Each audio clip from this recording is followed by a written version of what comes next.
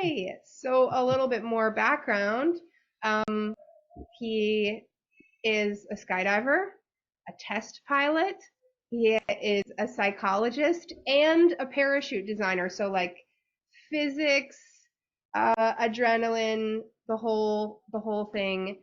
And I thought that he would be a good person to bring in today Yeah. because I believe that growth happens not only in throwing your body out of a plane, as Simone Jimena and I have done, and hopefully everyone else will do with us soon, but also in work. And when we talk about innovation and this like constant quest for improvement and the refinement and commitment and discomfort that comes along with that is all part of the process. So I turn it over to you, Brian, to help us achieve our full potential. Yeah, that's great. Thanks for having me. Yeah, I mean, the topic of fear is one that has fascinated me forever. So in studying the psychology of fear, on one hand, there's the physiological aspects of it, right?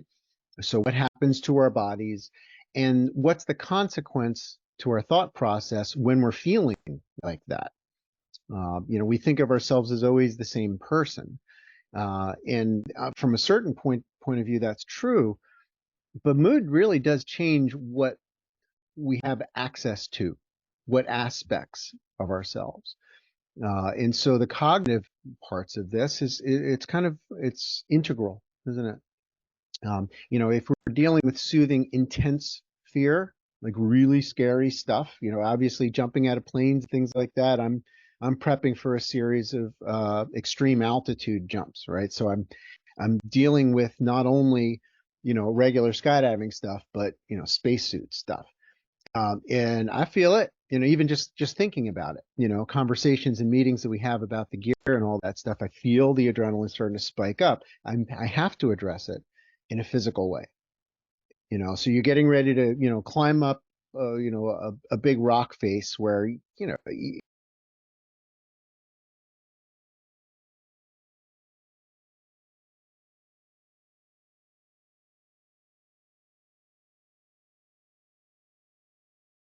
breathing, lots to talk about there.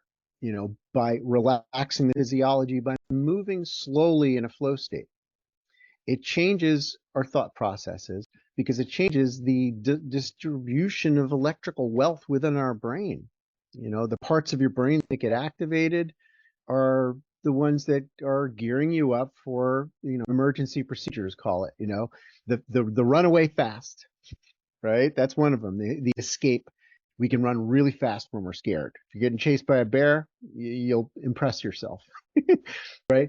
And then we have this other aspect of attack. Anger is the pairing emotion that fear launches, right? They're not separate. It just feels very different than when you're in the hide state in particular, right? Which is the third response. Those are our basic instincts. Hide from the danger is freezing. It's rigor mortis, right? It's catatonia. Um, and and so if we see that that's kind of our natural tendency to do those things, and we see that we become very skilled in those three categories, skilled maybe is the wrong word, but powerful, we realize that there's a whole set of solutions that will help to soften our fear that aren't really coming so easily to us, like checking our equipment. You're getting ready to climb, you check your harness, you check your knot, you make sure your belayer's ready, make sure that their belay device is on and the carabiner is locked up. Those are the details that make you safe. Breathing alone, even if you're a meditator, which I am, it helps me soften my fear to a certain extent, but I got to go the extra mile to create added safety. And so that's, I think, another component of this that has to be, sort of honored and respected, that it's not only mind over matter, it's actions that improve your safety. And then your logical mind goes, oh, okay, I'm not in that much risk because I know my belayer's ready. I know my knot is right. I don't know exactly where I'm going to go or how I'm going to go, but I know that it's kind of physically impossible to actually get dramatically hurt. I'm not going to fall on the ground, right? Because they're going to stop me. And so that logical process I think is something that we have to also address always. But we don't get there in the state of flowing processes that lead to increased safety when we're still in a fear mindset. That's the problem, is that we lock up into this place of stoppedness, where we just stop processing, we close down, we're not communicative, we completely lose our sense of humor, right? I do that all the time. I'll be in the plane with a newer jumper and I'll say something that I think is funny and they don't laugh. And it's not that my joke isn't that funny, it's just they weren't in that mindset.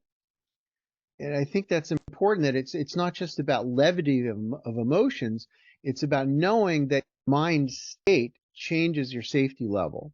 That if you're in a good mood, you've got more skill, you've got more awareness, right, of the things that, that aren't right in front of you. The abstract concepts, right? That comes from the part of the brain, the prefrontal cortex, of kind of being able to imagine. The abstract is a visualization. It's a dream of possibility. But that shuts off when the old brain structures take over. That's the problem. That we lose willed action, we lose willed visualization, and we lose control over reality. We become kind of a victim of the circumstances. So to recognize that that's the mechanism, and in the method with which we can kind of soothe our fear and kind of leverage our higher intelligence that is paired, inseparably paired from a positive emotional mindset. I mean, that's the key for me. Is I'll slow down before I do something sketchy, and I'll kind of calm my physiology. I pair it to, like, if you're riding a horse, right? If you think of you as the rider and the horse, and your body is the horse, and your mind is the rider. If the horse gets spooked, the rider's in danger. And so I'll try to first address the physiological components, the symptoms of my thought processes, the symptoms of my belief that I'm in danger. A quick question, Brian. Mm-hmm. Because this crosses my mind a lot. Like when I hear you talking about fear and you're about to jump off of a plane, that is a very understandable feeling. It's like there's harmony between the mind and the body, because the Yeah. mind is like, yes, I should feel afraid. But when we Mm-hmm. talk about like Mm-hmm. the being in this modern world, for lack of Mm-hmm. a better word, and we are like looking at a spreadsheet, as I think many of us have felt. Like, who has felt fear looking at a spreadsheet? I have. um Say that and was like Cried like once. I cried there's once. Yeah. yeah, Yeah. or crying or whatever, like Yeah. all the emotions. Yeah. How what is your perspective on, like, understanding that, like, we have this wild horse and it's looking at a spreadsheet, and like syncing that up when our primal brain doesn't really grasp, like, I'm sitting in a chair, there are Mm-hmm. no tigers near me, and yet I'm still like Yeah. going nuts. Yeah. Well, it's really you, because the stakes are not always life and death, right? The stakes, the high stakes in our more modern reality, are things like money and reputation. Losing your job is just as devastating as getting attacked by a tiger in some cases, depending on how much, you've got in terms of overhead that you're responsible for. All that stuff is real to us. It's a real risk. And so it's kind of this balance of power of perceived ability versus perceived risk, right? And so if we recognize that we have, um, a perception of risk, then we have to also ask the question, is this valid? Is this risk actually what I thought it was? It begins there. And the next step is, how much power do I have over this? All right. Is this luck of the draw? Am I rolling the dice here? Or do I have some leverage over my safety, over the safety of the outcome of this situation? Right. To become really rational and take that step back out of it, because fear is in it, right? You believe with every fiber of your being that this is a bad situation. You're freaking out because you don't think, in this moment anyway, that you have the power over the situation to solve it and resolve it and bring it to a place of harmony and balance. So yeah, I get it. We're not always, dodging bullets. We're not always dodging planets coming up at us and things like that. But the old brain structures do not know the difference. It's an alarm. It's all it is. You know what I mean? There is an alarm in the brain called the amygdala. It's an old brain structure that goes to everything. Every cell in your body hears that alarm. And if you recognize that it is the same thing, then you just sort of reframe this risk, what you're defining as risk, as reputation, for instance, right? That's big. Our honor, a human being. We don't look like we're incompetent or we're careless or something like that. So what do we do to solve that problem? Just like when I check my handles before I jump out of an airplane, I check my handles so that I can reduce the risks and solve the problems so that this starts to go away. But I can't get into that mindset of solving the problems until I can get into the mood of success, until I can bring up my emotional state to the place of feeling powerful, feeling like I know what I'm doing, I understand the lay of the land and what needs to be done. I know that, but I have to soothe my breathing first. I got to slow my heart rate first. And the breathing you got, more or less direct control over. The heart rate is indirect. The blood pressure is an indirect effect of an overall state of de-escalation. That's an important word.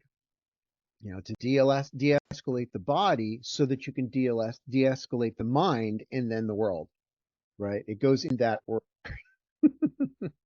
So the more you can do things like better breathing, yoga is awesome. Meditation is awesome, but so is walking in the forest and being really present, to really be here now in a moment in your body as it is and accept where you are in that moment, where you got a deadline, right? Time, man. Time creates a lot of stress. You got, that you have this much time. Sorry, backfire in the distance. Could you hear that? It was like loud noise.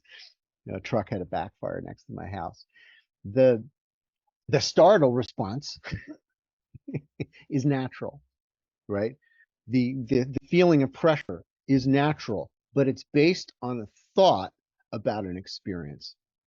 It's not the actual experience. And I think that's important to recognize that it's always layers upon layers of thinking. And if we can unravel the basis of thinking and change from needing the world to change in order for me to feel better, right? Puts it on out there. I'm going to change how I feel so that I can get into a mindset that is not based on the here and now. I'm still at risk. I'm still in free fall, as the metaphor, the planet is still coming, but I'm not going to open my parachute very smoothly and gracefully if I'm panicked. So I slow down. And one of the things we say in skydiving that I'm hoping to share with the whole world is this idea of slow is fast. Slow is fast because slow is smooth. And smooth is more efficient, which ultimately gets done with more grace. Right? Otherwise, we're awkward and stumbly, and you can hear it in somebody's voice, somebody that's playing the role of a leader in any capacity. If they speak really fast and they speak really high and then staccato sounding, they don't inspire confidence, and they're spinning the wheel of the adrenaline even more. And if a leader speaks slower, says, all right, let's take this one step at a time. Okay, first thing, what do we have on the spacecraft that's good? Remember that Apollo 13? Right? So how do we rewind out of the assumption that we're all screwed, it's all a big disaster, and everybody's panicking, chickens with the heads cut off? How can we slow down and kind of be our higher selves, or whatever you want to have, a version of you? It's available, but you got to get there by the emotions first. And then I guess like I have my own agenda because I've heard you speak a lot and I know what's been really moving to me, but like to what extent extent is, like being more comfortable in that uncomfortable place, like help Mm, you reach your personal sort of limit, like your yeah. maximum potential Yeah. in terms of like evolution and stuff like how Yeah. yeah, I'll let you take it from here. I like it. Yeah, that's very true because if we always avoid things that stress us out, we're not going to be very successful in life in anything, because anything we're doing is going to provoke your fear. It's not always fear of death, right? It's the same thing. And so for me as an adventure proponent, I'm an adventure speaker. I try to get people to get outside and do things to challenge them. It's because when you put yourself in these high stress circumstances and wear it like something that you chose and something that you're leaning into, the big cosmic yes, when you're feeling adrenaline, you can say no to it. You ever stand in front of a big wave and say stop? It's not going to work. You have to go with the flow of that. And so to me, that's paddling with the wave. And that's one of the beautiful things that adventure experiences give us is this opportunity to be in high stress, or at least, the need to act, the need to respond in a certain way, and choose to interpret it as joyful and exciting instead of, oh shit, I'm behind, I'm late, I don't have the skills, right? That's a terrifying place to be. But it can be the same uh, situation interpreted in a very different way. And I think that's one of the most valuable aspects of putting yourself in these circumstances that are, I mean, you're rock climbing for fun, really. You're jumping out of a plane for fun. If you're not having fun, you're not doing it right. you know, and you won't have the full effect of your skill and you won't be in it. You know, it's going to be happening to you instead of you happening to it. I do have a question though. Yeah. You said that you feel more safe when you are on the plane and you check your vocals and you are on a rock and you see the knot. Hmm. What we can do on a day-to-day basis, bringing to our reality. When I see a spreadsheet that I don't know what to do, I'm panicking. I have a deadline for tomorrow. I don't know Yep. what my knot is, so I Yep. can look in. Okay, I'm safe now. I can breathe and Yep. go to the end. Yeah. Well, there's a space between thoughts. That there is this in the initial snap judgment, the conclusion, oh, this is bad, right? That's just the alarm. That's the truck backfiring that caused the heart to jump or whatever it is. And you have to just surrender and go, yep, that's what happened. That's just my body.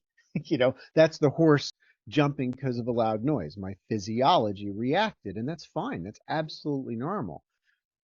What is less normal in our culture is the disengagement at the moment of realization that your mind is going down a path that is sort of drifting towards a negative relationship to your experience. You're feeling out of control. And so those spaces come in when we stop and when we realize I'm not having fun doing this. I don't feel like I'm competent. I don't feel like I've got the skill. And this is freaking me right out. Okay, fine. It is. So now what? You stop. Really stop. And I'm not talking about just a brief one. You really spend whatever time it takes. You get more skillful as you do it more, as you cultivate the ability to let go of thought, let go of content. And you identify with the space in your mind. You identify with the underlying silence that in our culture, we call it boredom. And we fill that space. Oh God, there's nothing to do. Your conversations come to a lapse. You ever have that? Because there's a lull in a conversation where somebody's waiting, patiently to speak or whatever. But in this case, it's an awkward silence, right? We're not very comfortable with that. And we got to work on it because that absence of thought is the basis of consciousness. If we can allow ourselves to surrender to it and just relax into knowing that everything's fine, that it's not that big deal. And I've attained that perspective through loads of meditation, yep, but I've also attained it through more than my fair share of near-death experiences. Near death as in like almost died, and near death as in actually the heart stopped. I've been there. And I'll tell you, when you are in an extended moment where you think this is over, right? Your life, everything that mattered to you, it's over. It doesn't matter anymore. And then you're gifted the rest of your life. By the way, it's not over, and you get to do it again. It shifts your perspective. And the things that you were making a big hairy deal don't seem so hairy anymore, And I didn't have that when I was in my 20s. I needed some experiences that shifted me. And for me, at the end of my 20s, I fell out of the sky and smacked into the ground. I was all broken up in lots of little pieces, and I was in the hospital. Um, and there was the bottoming out of hopelessness, and then the ricochet off of that into a feeling of perspective that was enlightening. You know what I mean? It lightened my load, because it's like, is it really that bad? With the biggest fear that most people have, running out of money. Do you have any idea how much money there is in the world? It's all over the place. You just got to go and get it. You got to be creative, but you can't get there from here, right? From that state of helplessness. And when we realized that the things that we were really getting our panties in a bunchy over were just drama, it wasn't that big a deal, And can you imagine actually leaving the earth, leaving your body, it's all over, and then, oh, by the way, do over, you get to come back in. Having that flushed in, sort of improvement of your perspective, where you take a quantum leap up in your life. For me, that's what I get when I take a deep breath. I go right back all the way to that rebirth moment, or whatever you want to call that, or like, oh, I'm not going to be dead. Yay. In the thing about whether my socks match, or if I have enough money today or whatever, it's going to work out. It's not that important. What's important is how I wear my life.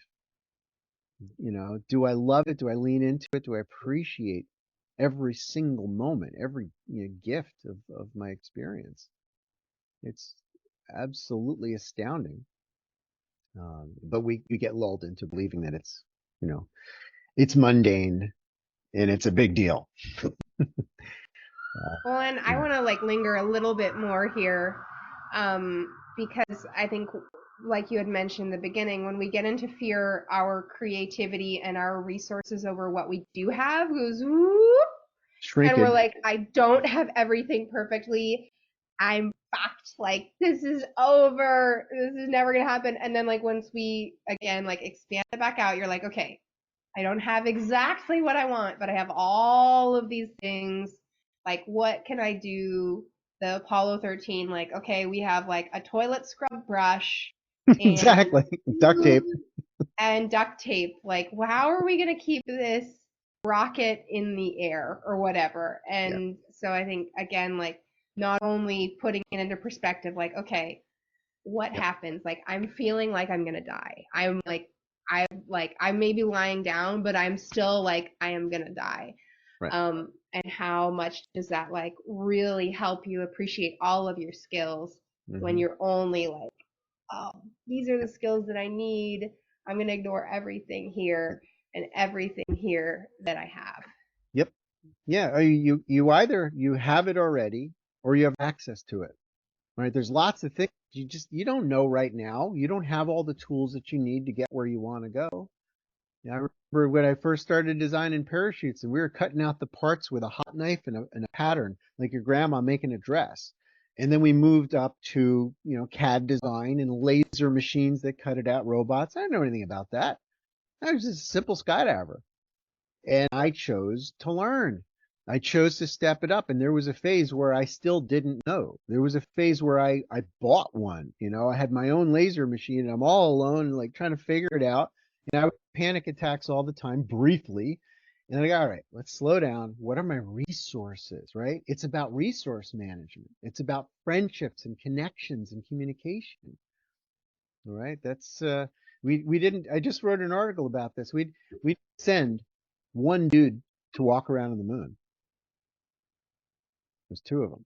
And it wasn't only because of the redundancy of, the guy can help you fix your backpack on your suit because the hose popped off. It's more than that. It's because it's our relationships that makes us powerful. It's our relationships that bring in safety and solve problems that the individual might not have. But if you're good at resource management, about reaching out and asking for what you need, and not in a state of panic, because that doesn't really foster the lubricant of communication and cooperation. You got to just slow down and say, all right, I don't have the solution yet, but let's talk about it, and maybe you do, or maybe you know somebody that does. And that helps to soften things, because when we feel like the whole world is on our own shoulders and we personally have to solve everything, we're missing the point, that we succeed together. And that's why I think it's really cool that this next round of space jumps that we're working on, it's going to be me and Jason Peters going up there, not just one person. So this way we can help each other, we can be there for each other in relationship. And So you're gonna jump from space. Yep. I understanding this right? Yeah. Okay. Yeah. And I'm scared of doing It's a series. normal It's a one. series. Yeah, it's not going to be tomorrow. It's little by little. So next month we're going to do some high altitude jumps with gear and warm suits and all that stuff from 40,000 or so, and then we're just going to be stepping it up. The next one will be 80,000 feet, and then we'll.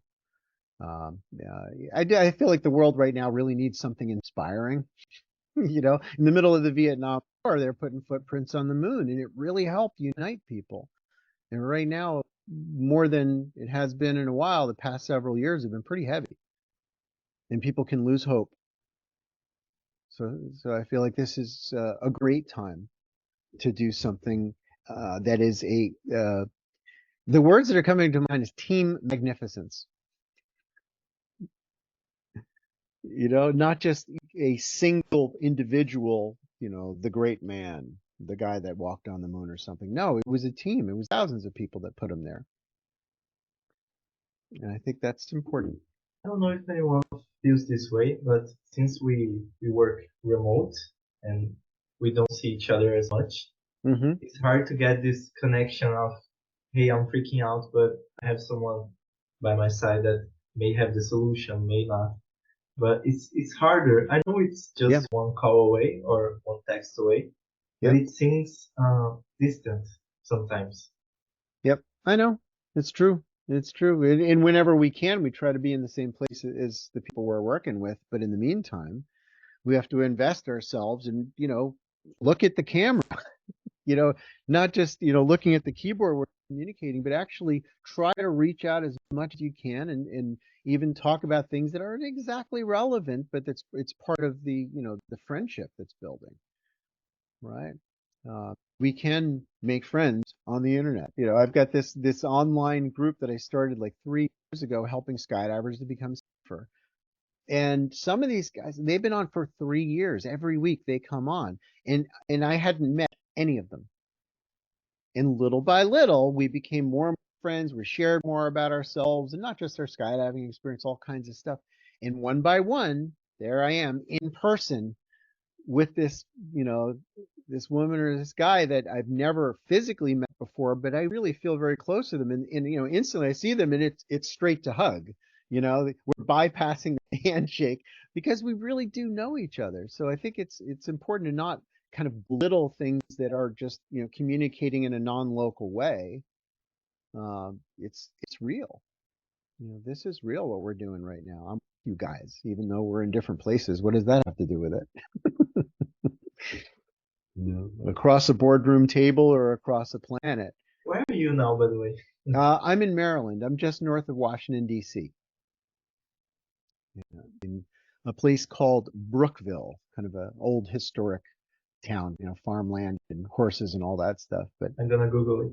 it's a pretty amazing place. When they burned the Capitol building in 1810, and the U.S. government was just, because the British came and they invaded and they major victory there.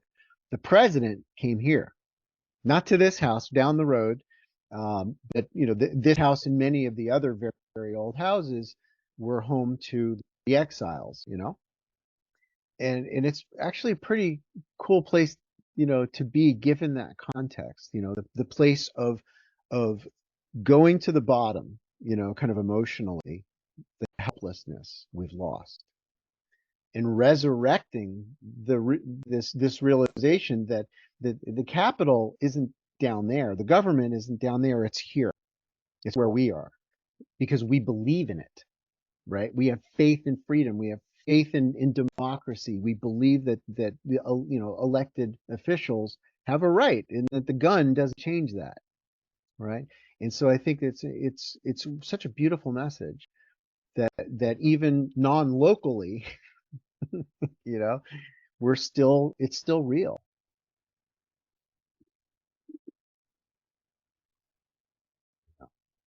But yeah, the fear is going to keep coming.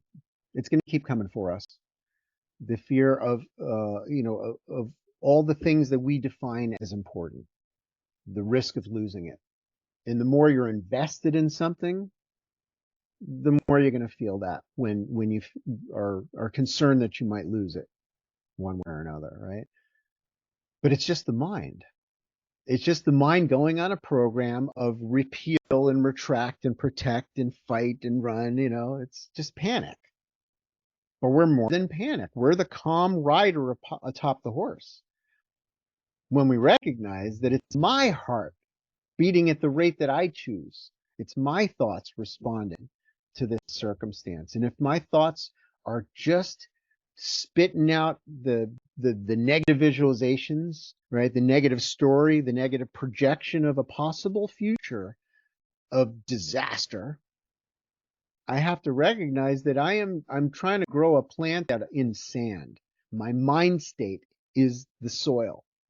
And if I can change how I feel, I change my emotion by taking a break, walking away, completely shutting down my processing because I'm processing from the wrong mind state, then I can create a new, sort of more fertile soil from which my new thoughts can grow, outside the box solutions, and so this absence of thought place comes in when we take the deep breath. It takes, that moment of relaxing the body. It might be an extended break of 5 or 10 minutes where you take your shoes off and you walk outside in the grass. You pull out your guitar right there. That's right there. That's defense against the stress. It's right next to me. And you find some, there you go, he's got it. Or she, yes, I love it.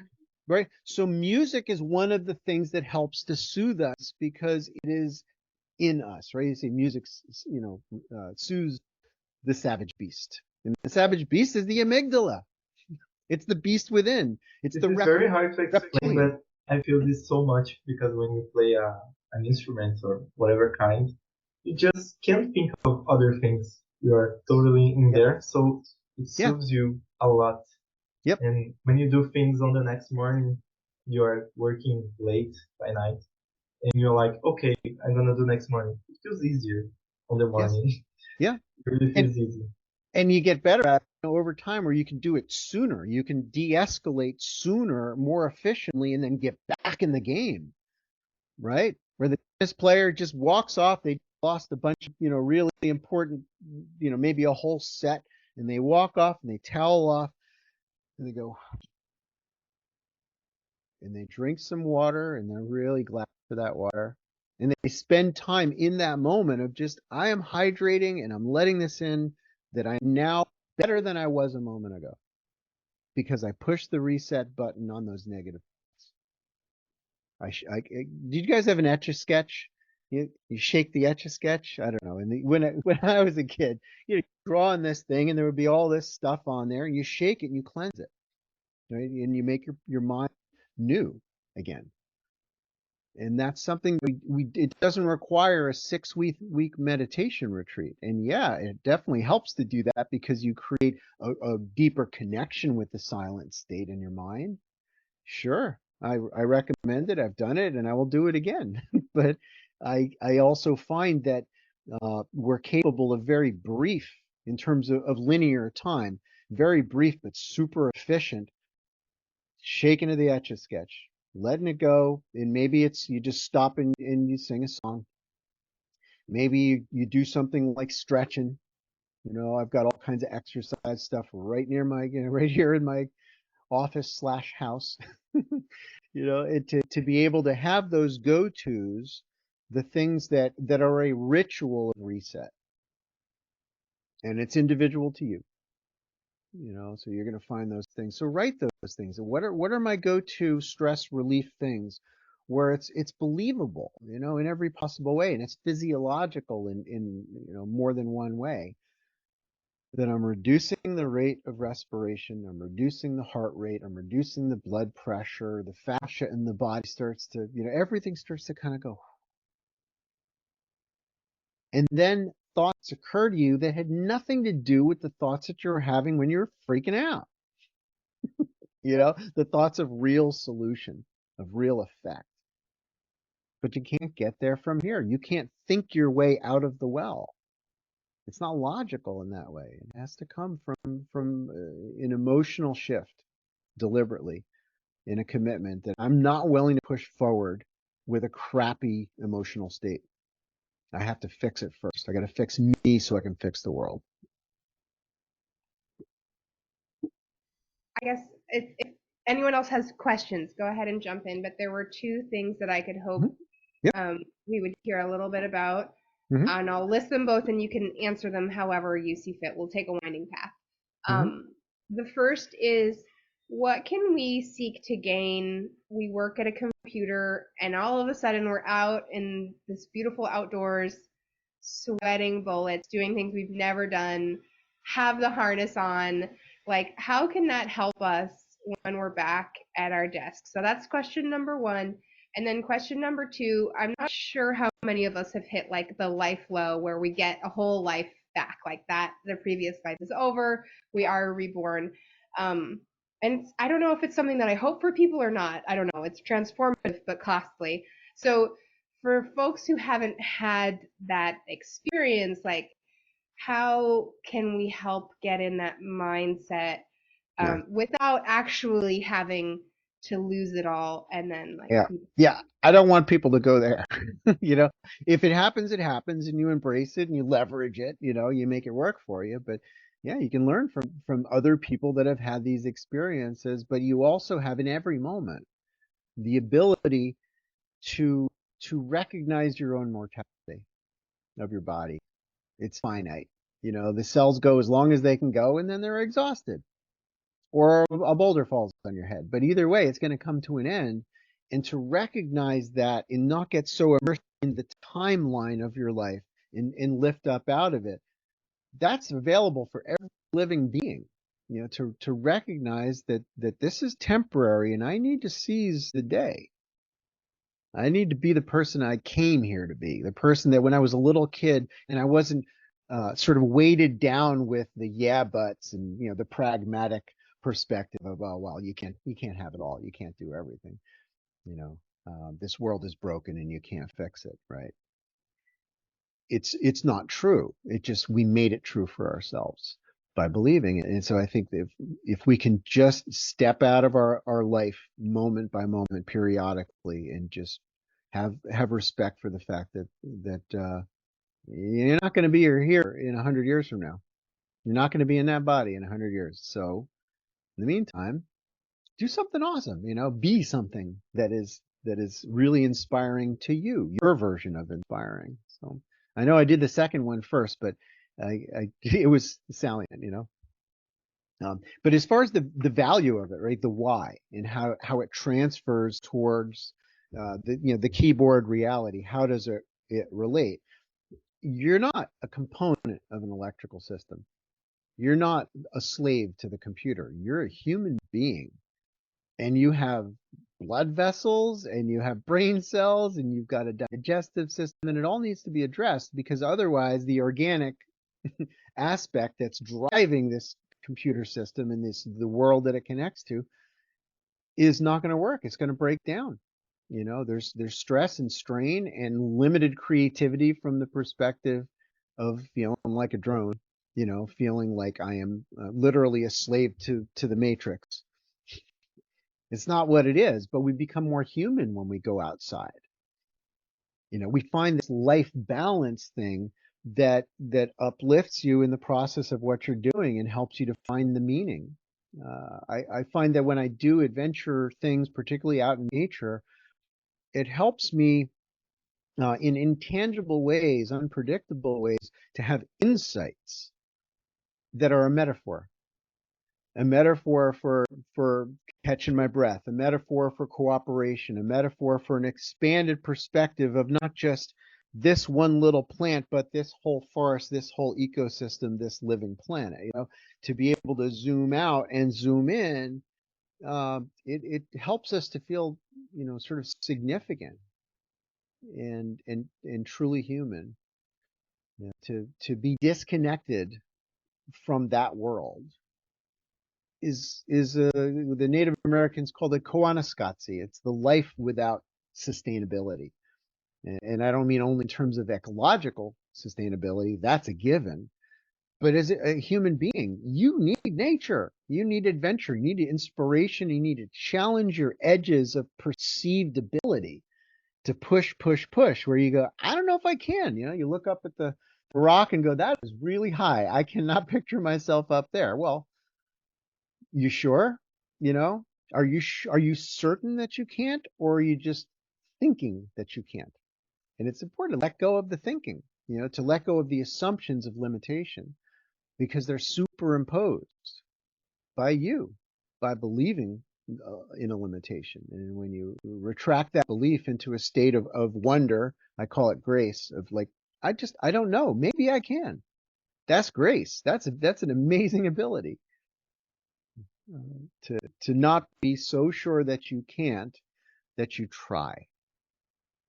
And then when you try, oftentimes you go, wow, I'm bigger than I thought. I can do more push-ups than I thought. I can, you know, go a little bit longer, go a little bit harder, whatever it is that I'm doing. And that applies directly to this stuff. When you find the meaning behind what you're doing, the reason, you inspire yourself and you invest yourself in actually trying to do it better.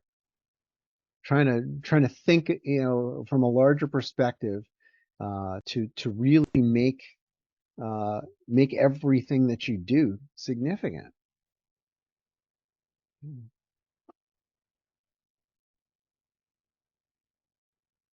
Yeah. You matter.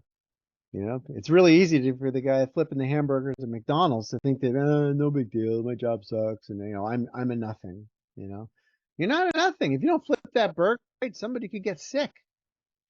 Everybody is doing something that matters. And it's all part of a larger component of a beautiful system that's been managing to keep billions of people alive. Billions. We're all part of that. We're all doing something that's sort of moving it forward, even just by being here. It's significant. See your value. So I feel like that's the bottom line of for me, the benefits of adventure is to have a perspective that is larger and more significant, so that I can infuse value in everything that I do. I agree with that, Brian. That's so profound, because I remember, like, and maybe this is why I try to do more active stuff for our get-togethers. I remember one time it was just a really difficult sort of emotional state. I went out surfing, and there was this gigantic wave coming, and I was just like, I'm fucked. Like, I'm so fucked. But then in that moment, like, I became so small, and it was like, I think I've shown most of the people here Carl Sagan's picture of the pale blue dot, Oh which yeah. is like the picture of Earth. And it Hmm. was like, everything that I've been worrying about is so silly. Like, I've been Hmm. worrying about whatever, this like tone that I talk to my parents with, or like this work call, that whatever. And all of a sudden, like, I was, but when I went into the water, I was huge. My problems were huge. And then, like, in faced with this like mother nature force, it was like whoop. And even like as I was like like being sloshed around, I was like, Yeah, life's pretty watching it. good actually. Like I actually really like life. Like I'll take those problems. And so for me, like getting out and having the experiences, like I think the sensory experiences that our brains are evolved to understand. Like we understand fear of heights, and to me that gives me like a much bigger emotional boost, or like maybe some context around what a spreadsheet victory like looks like and Hmm. feels like as an example. So I Hmm. totally agree. I'm not sure if anyone else has experiences like that. If not, like let's get out more. I am up for making it happen. Like Simone Yeah. was not actually even, she didn't even think we were jumping out of a plane. So hats off to you for getting on and jumping out, even when you thought that was not what you signed up for.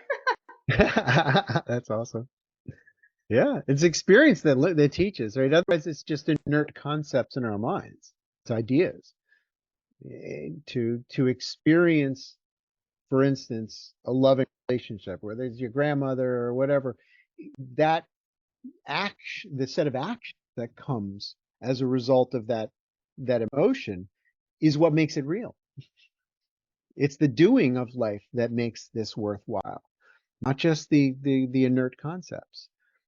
We got to get out there and experience and recognize that the contrast in the flow of the moment of I don't want that, like I really, really don't want that, and I really want this instead, that's leading us to understanding. So when you're experiencing something at work where it's really, really crappy situation, you go, well, is it a crappy situation or is it an opportunity for me to step up to the plate and be the problem solver that I came here to be? Without a problem, there's no problem solver. You just sit around in a waiting room. So you have to get in the game and not define every problem as a big hairy deal, as something that's happening to you and suppressing your happiness. This is what you came for, right? You came here to figure stuff out and enjoy it, and to be thankful for the opportunities for solution. That's what a problem is, right? I mean, it's sort of, that one's been done to death a lot, but it's very, very true. Maybe we need new words for it so that it doesn't become stale.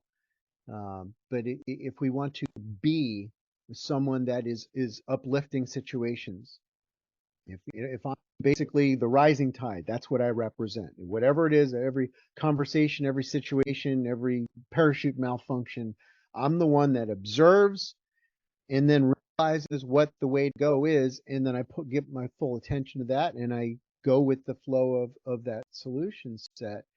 That's what I came here to be, and I'm not going to be constantly riding the roller coaster of, oh, this is sucks, oh, it's ruining my coffee break, it's ruining my ease and flow.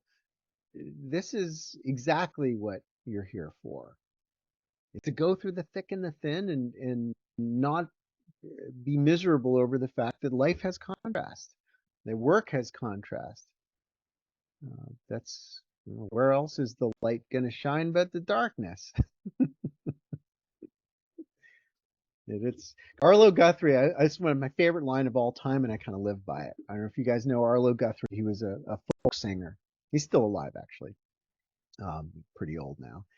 He said, if we lived in a perfect world where everything was smooth and easy and everybody got what they needed, equal wealth and the whole thing, you'd have to go an awfully long way in the world to make any kind of a significant difference. But in this world, he said, in a world that sucks, you don't have to do very much at all to make a difference. You just got to try just a little bit, of improvement from the perspective of I have power. I can do something. I can influence it. I can say something to someone. And that's going to go somewhere. And you just got to believe that. Especially now, we've got the ability to communicate with so many people and gather so much information non-locally. We got no more excuses.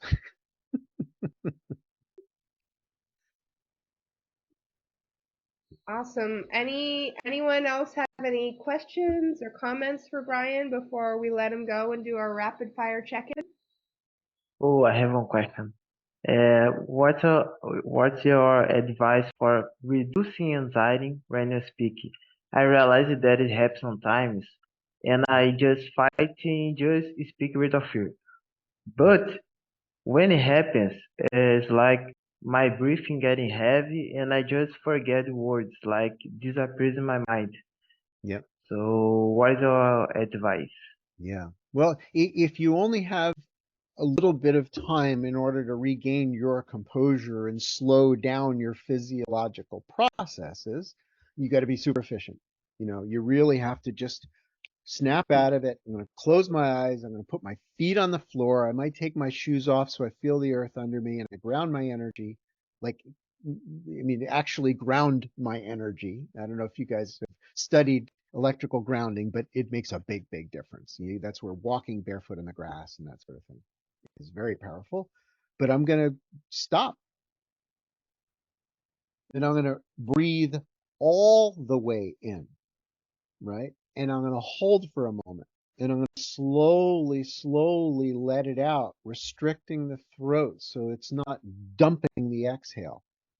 I'm letting it out slowly and I'm going to, they call cleansing breath. I'm going to let it all the way out, and I'm going to slowly return the air back inside my body and surrender in this kind of breathing. Surrender to just silence and peace and not thinking about the content, not thinking about right now what I need to do to solve the problem. I'm going to think about emptiness. I'm going to think about the beautiful, peaceful, loving emptiness that is the basis of my consciousness. And if I don't, I don't have the restriction of time, well, I can go further into it. I can do other things like walking in nature. I can do an Epsom salts bath, and light some candles and put on some chill music, because it grounds the energy, right? I mean, Epsom salts is, it's a salt. And so the electrical, sort of static electricity in your whole body leaves. These rituals do something. It's a medical intervention. It is when we're stressed. And yes, it is a symptom of our thought process, but it's hard to resolve that symptom if we're immersed in it. So we have to slough off that adrenaline and the physiological symptoms of stress in every way that we can. If we need to distract ourselves, that can be useful. Get the ball rolling in a new direction. This is where music and things like that, or comedy, laughing, man. Laughing is, if you're in an elevated state, right? I'm under canopy, under a prototype parachute, and I don't know if the thing's going to collapse on me. And sometimes it's a bumpy day, bouncing around. I can't escape. I'm here, is what it is. So therefore, I have to take the deep breath the best that I possibly can and relax in the exhale, relax my body. And then in this inspiration, right, the inhale, I allow myself to feel joyful and comedic. Like, oh, shit, this is crazy, man. That's sane. That is the relief, right? When you cannot get rid of it, when you cannot expunge the stress completely because you're still immersed in it, you got to go with the flow with it. And that big wave that's coming, you paddle with it, and you have a completely different experience than somebody static that's trying to stop the world from rolling. It's not going to stop in this case. So you have to say yes to it. You have to surrender to it, and you got to keep your, sort of feisty self activated. Instead of shutting down your light, you turn up the light. You turn on the disco ball, and go, yes, this is freaking scary. And it's exciting. And it's going to be a story, it's going to be a story that I tell later on and go, oh my God, I was losing my mind. I thought I was going to lose everything. And then something shifted in me, right? That's the story I want you to be able to tell. Something shifted in a moment where I woke up from the nightmare. And I realize that my life is a lucid dream, that I have the ability to alter my perspective to a higher one and choose my life, choose the circumstances, choose that this is, one of my favorite ones, right? Applies perfectly. Bloom where you're planted. This life, this moment, this situation, this is your opportunity. You may have a different job later. You might have a different boyfriend, girlfriend. You might have a new house. You might have a new country. Who knows? But right now, where you are, you might as well make the best of it. So I want to leave it with that. Bloom where you're planted. And then it's not stress. It's just an opportunity. It's the push that makes you bigger.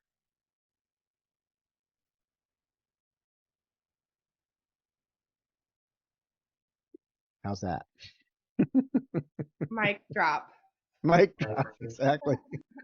It's funny. That's exactly what happened right before we started. My whole microphone assembly fell off the table. And thankfully, it didn't break. But yeah, there is always a perspective that's higher than the one that we're immersed in. If we're in a negative state of mind, and we can feel it in our body, right? You can feel the stress, and you just ask the question: am I enjoying this? And if I'm not enjoying this, it's not like I have to change it. I got to change me. I got to soothe, and I need to escalate into the synchronous experience to match with what is, so that I can improve it. You got to get in sync with the person that's freaking out on you. You got to meet them kind of a little bit where they are, and then bring them to where you want things to go, to the calmer, slower talking, to the communication that leads to the actual solution, so that the stress can keep coming back up because you haven't solved that problem. And we didn't even get a chance to talk about visualization, but you can go through that scenario and like literally rewire your brain without actually being in it. Like our brain is Absolutely. so insanely powerful to affect the way that we experience the world. Yeah. You're leveraging the dream. The dream within our minds is just the precursor to the reality of it occurring. And you invest in that visualization, and you're going to have an easier time of it making that real. With parachute landings, it's a tricky business. It's complicated. The winds change and things like that. And so you visualize the whole process from an emotional state of feeling good. You sit, you calm, you clear, you breathe beautifully, and then you see it in your mind's eye. This is how I want it to look. This is how I want it to feel. And then you add permutations, different versions of it, so that it's not oversimplified, so that I can picture myself adapting in one way or another, resilience to my dream, and I can create just about anything that can be created. That has worked for me for presentations. It's not parachute diving, but it definitely helps a lot. Visualizing, and I want this to go this way and that way, and something's wrong, that's okay. Mm-hmm. But I will adapt, and it's gonna be fine. Yeah.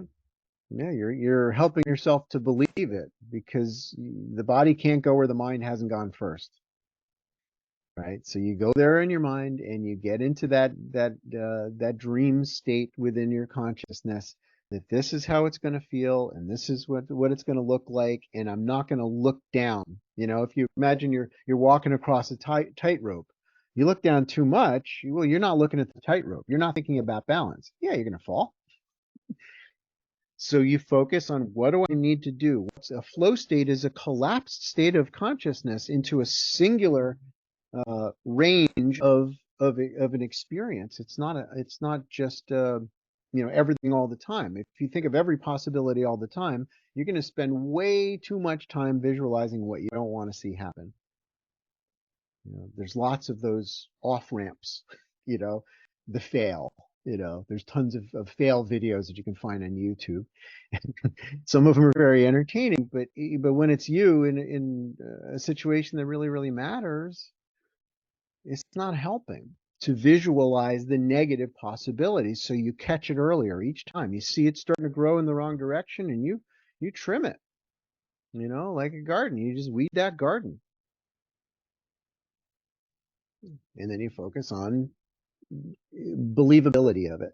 You give yourself reasons to believe in it because you've rehearsed your talk enough, or you wrote it down, you clarified in your mind precisely where am I going with this? What am I trying to do and say? What am I trying to accomplish? And I give my full attention to that. Love it. Well, we want to make sure that we respect your time. But as always, I obviously listen to you speak regularly. So for me, as always, I loved it. It was so amazing. And I won't speak for anyone else except for just to say that today was likewise amazing for me.